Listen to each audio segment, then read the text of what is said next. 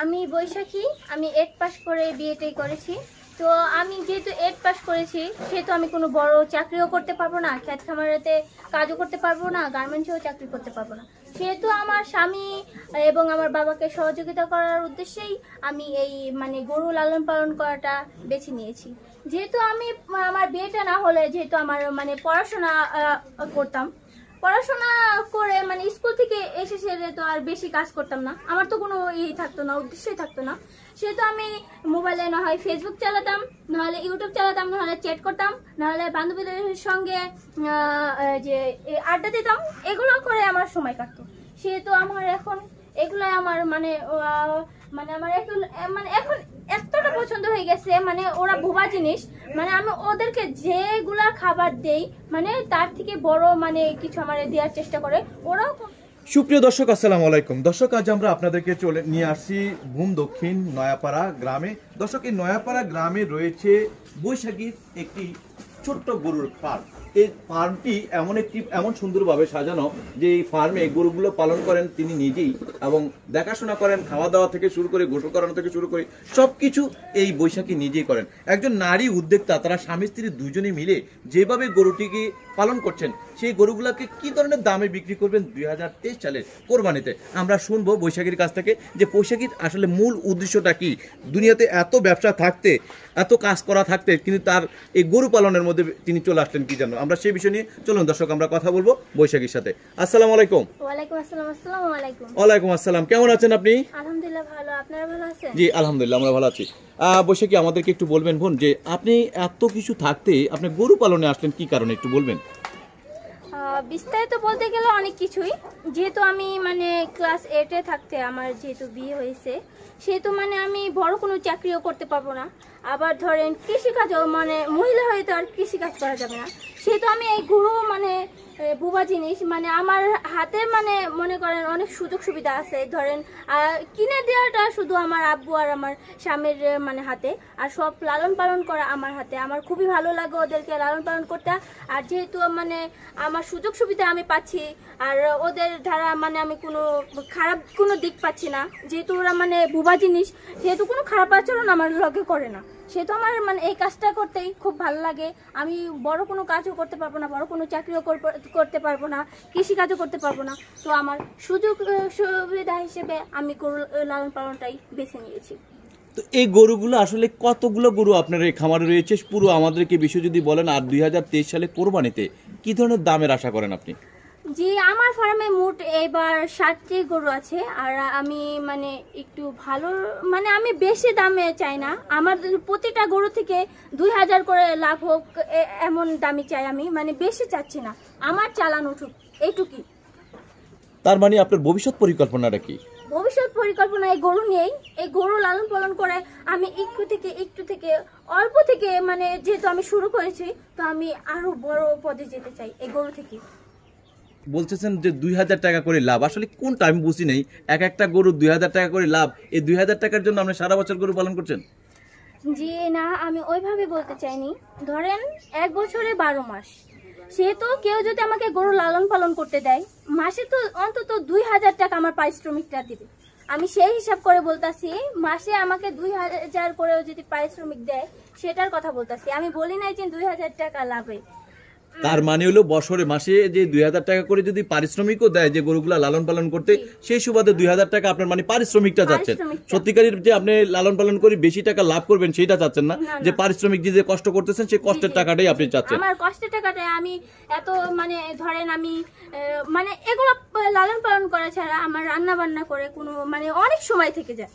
তো আমি ওইটার বাবদে আমার বেসময় অসময় সময়গুলো যে ওটা আমি নষ্ট করতে পারতাম, ফোন টিপতে পারতাম, ইউটিউব দেখতে পারতাম, ফেসবুক দেখতে পারতাম, কিন্তু আমার রান্না বান্না শেষ করে আমি এই গরুর পিছেই সারাদিনটা কাটিয়ে দিই। আমার খুবই ভালো লাগে এই গরু পালন করতে। হ্যাঁ, আমার স্বামীকে আমি সহযোগিতা করতেছি, আমাদের সংসারে উন্নতি হচ্ছে বছরে বছরে। সেটা আমাদের ভবিষ্যতের জন্যই তো এগুলো করা হচ্ছে, তাই না?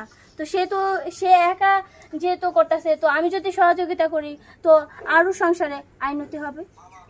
তার মানে হলো আপনি এক কথায় বলা যায় আপনার স্বামীকে সহযোগিতা করছেন সংসারের দুজনের ভালোর জন্য। জি জি। তো আমরা একটু আপনার গরুগুলা দেখাই। এই যে গরুটা দেখছি এই গরুটা কোন জাতের এবং কয়টা দাঁত এবং কতটুকু ওয়েট রয়েছে যদি একটু বলেন। এটা দেশাল জাতের, এটার ওজন রয়েছে 12 মণ, আর এটার দাঁত পড়েছে হলো 2টা, আর এটার দাম চাচ্ছি হলো আমি 3.5 লক্ষ টাকা। 3.5 লক্ষ টাকা চাচ্ছেন দামটা। আচ্ছা, এই যে পাশে যেটা রয়েছে এটা হলো দেশাল জাত, এটাও 2টা দাঁত পড়েছে, আর এটার ওজন হচ্ছে গিয়া 7.5 মণ। 7.5 মণ। আর এটার দামটা আসলে কেমন দামে আপনি বিক্রি করতে চান? এটার দাম আমি 2,60,000 টাকা চাচ্ছি। 2,60,000 টাকা। আর পাশেরটা? যে পাশেরটা দেখতে পাচ্ছেন এটাও দেশাল জাত, কালারটা দেখেন। এটার ওজন হচ্ছে 7.5 মণ, আর এটার দাম চাচ্ছি হলো আমি 2,70,000 টাকা, আর দাঁত পড়েছে 2টা। আর পাশের যেটা? যে এটার কালারটাও দেখতে পাচ্ছেন, মানে সব কালার মিক্স করা বিস্কিট কালারের মতো আসছে। তো এটার ওজন হচ্ছে গিয়া 6 মণ ওজন, আর এটার দাম চাচ্ছি হলো আমি 2,20,000 টাকা, আর দাঁত পড়েছে 2টাই। তো আমাদের এই ভিডিও দেখে কি আপনার এখানে যদি কেউ গরু কিনতে আসে তাদের জন্য কোনো ডিসকাউন্ট থাকবে কিনা? জি অবশ্যই, এক দামে তো আর গরু বেচা কেনা হয় না, অবশ্যই দামাদামি করা যাবে। আপনি একজন নারী উদ্যোক্তা হিসাবে চিন্তা করলাম আমি আপনার এই যে খামারে ঢুকলাম, কিন্তু খামারে একটা ফ্যান নাই, এর কারণটা কি? দেখেন আমার ফার্মে এইটুকুই বুঝেন, মানে মানুষের মানে ফার্ম দিয়েছে, মানে 20টার মতো ফ্যান লাগিয়ে রেখেছে। যেহেতু আমার গরুকে আমি মানে খারাপ কোনো জিনিস, ফিড সুই এগুলো ট্যাবলেট কোনো কিছুই আমি যেহেতু খাওয়াই নাই, আমার প্রকৃতির বাতাসের মাধ্যমে আমার গরুগুলো বড় হচ্ছে, স্বাস্থ্যটা মানে ভালো থাকতেছে। তো সেহেতু আমার মানে ফিড টিট খাওয়াই আমার গরুকে মানে বড় কোনো অ্যাক্সিডেন্ট করানোর শখ আমার নাই। মানে আমি ভালো জিনিস জনগণকে দিতে চাই, যেন তারা শখ করে কুরবানি দেয়, আল্লাহর নামে কুরবানি দেয়, তারা যেন সুস্থ সবল একটা গরুকে কুরবানি দিতে পারে। বারে বাহ, আমরা বৈশাখী আপনাকে প্রশ্ন করে ছুড়ে দিলাম, কিন্তু আপনার প্রশ্নটা এভাবে আসবে ভাবিনি।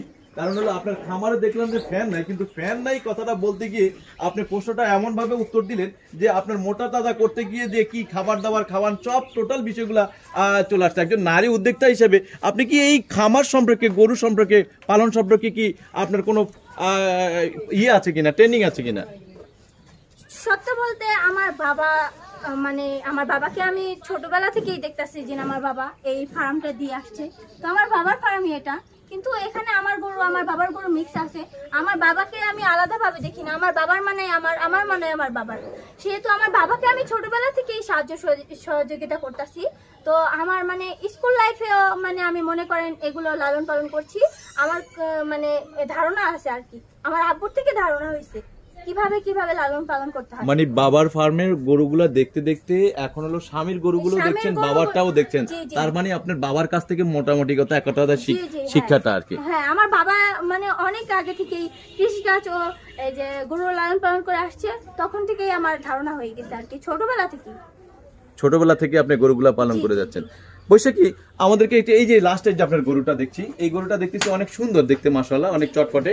এই গরুটা আপনার কত দামে ছাড়বেন এবং কোন জাতের এই গরুটা?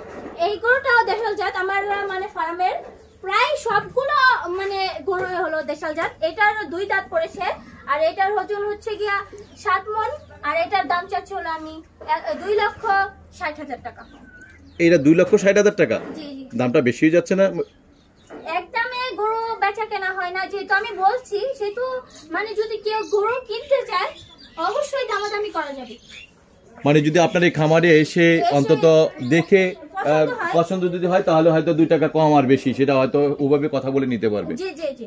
আচ্ছা, ধন্যবাদ আপনাকে। আচ্ছা, আপনার এখানে যদি গরুগুলা ক্রয় করতে আসবে তারা আসলে কোন ঠিকানায় আসবে, কিভাবে আসবে, যদি একটু ঠিকানাটা একটু বলে দিতেন।